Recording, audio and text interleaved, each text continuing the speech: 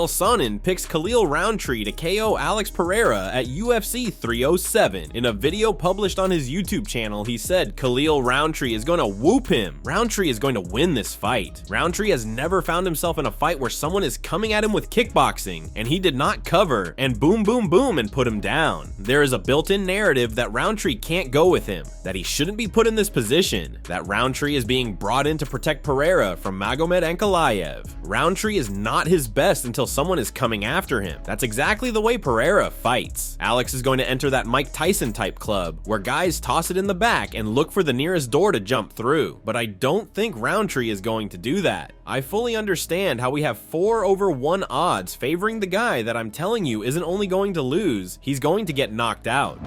Conor McGregor calls for immediate UFC title fight after losing out on Michael Chandler meeting. Since missing out on the fight against Chandler, Conor has continued pushing for his return to the octagon. However, he's been left waiting until the end of the year for his next bout to be confirmed, as his originally expected opponent will be fighting at UFC 309 in the meantime. Now, McGregor has his sights set on an even bigger challenge. He wants to return and immediately fight for the welterweight title against Belal Muhammad, who recently dethroned Leon Edwards to become the welterweight champion. During a kick stream for Dual Bits, McGregor was asked about the possibility of facing the current champion, making it clear that he's aiming straight for welterweight gold. He's woeful, McGregor claimed during an intense rant. I want to fight him. Okay, Chandler's matched. Let's schedule Belal McGregor UFC welterweight world title on the line. I have multiple knockouts at 170 pounds. I'm a force to be reckoned with at 170. I do damage at welterweight. Check the stats. I've done them at 100%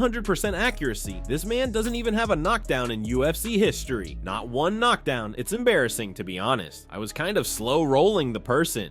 They're all bums in the thing. You don't be interested, come to me, but for the strap, yes. Next, yes please. Stall it Dana and the lads.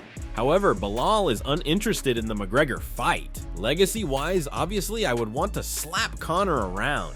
He told Submission Radio, but there would be too much for it not to happen, right? It took him this long to fight this fight. It took him this long to make this fight happen with Chandler. I've got to sit here and wait 2 years, so no, it's not gonna happen. I'll give it to the guys that are actually fighting, guys that are actually putting the work in, and guys that deserve it. Conor doesn't deserve it.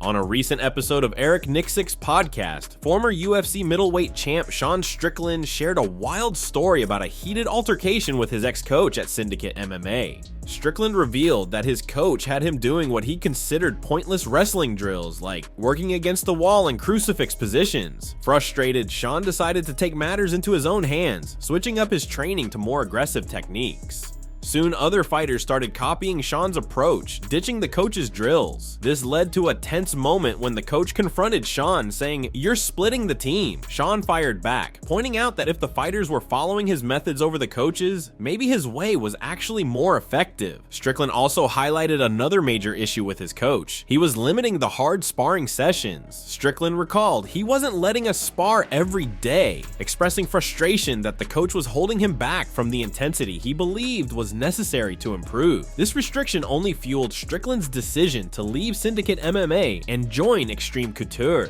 Belal Muhammad hints that Shavkat Rakhmonov title fight announcement is imminent. In a recent Instagram post, Belal made a pair of public service announcements. A couple of public service announcements. The Pound for Pound podcast sucks, Muhammad began. Like I said, I was on there. Kamaru Usman was terrible at talking, terrible at fighting. Got embarrassed a bit on both ends, speaking and fighting. Sorry, Henry Cejudo, I do like you though. Shavkat, see you soon, boy. As of this moment, Rakhmonov hasn't responded to Muhammad's comments. However, Shavkat recently announced that he's preparing in camp for his next fight, presumably for Muhammad's belt. Rakhmonov hasn't fought since a submission victory against Stephen Thompson at UFC 296. He is unbeaten through his first 18 professional fights, including UFC wins against the likes of Neil Magny and Jeff Neal. Before defeating Edwards, Muhammad earned dominant wins against the likes of Gilbert Burns, Vicente Luque, and Thompson. Belal is listed as the number 5 pound-for-pound fighter, according to the UFC's official rankings. UFC 310 remains without a main event announced, leaving the door open to Muhammad versus Rakhmonov.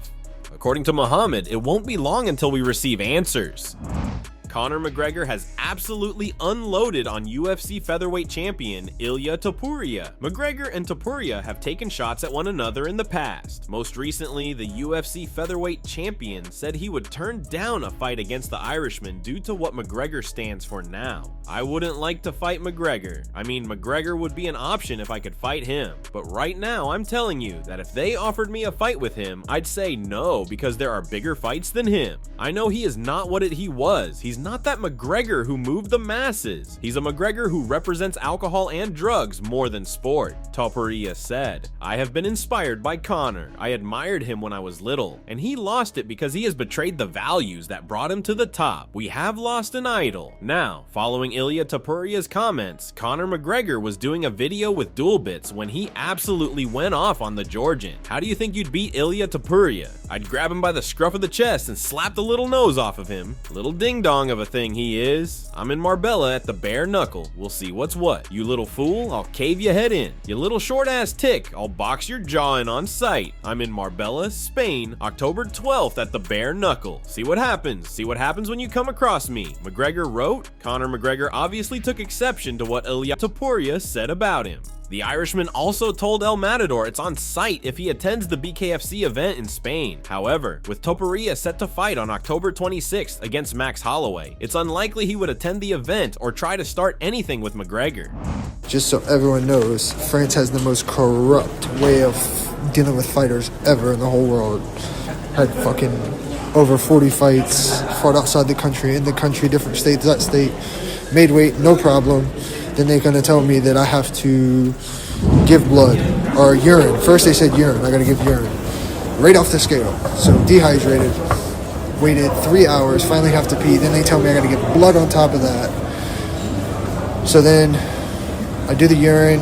They say they're going to do blood. They do blood. They don't get enough. They try to tell me they need more. I said, you're not going to stick me again. Then they want to do a different type of blood. So they did that too. That didn't work, so then they thought about doing another one, and then they said no. So anyway, while my opponent gets to go upstairs and sleep after he makes weight, I have to stay down for, what, 3.5 hours? Meanwhile, your opponent is fucking chilling. Yeah. So, yeah, no main, like, top guy of France had to do this. So just me and Moicano had to do this. The two most important fights on the card, and the two Frenchmen didn't get to have anything. They just get to go to their room, sleep, chill, eat, do everything they want to do. Well, yeah, 3.5 hours later. I was downstairs at 8:30, made weight last night, easy. Yeah, fuck this place. This place is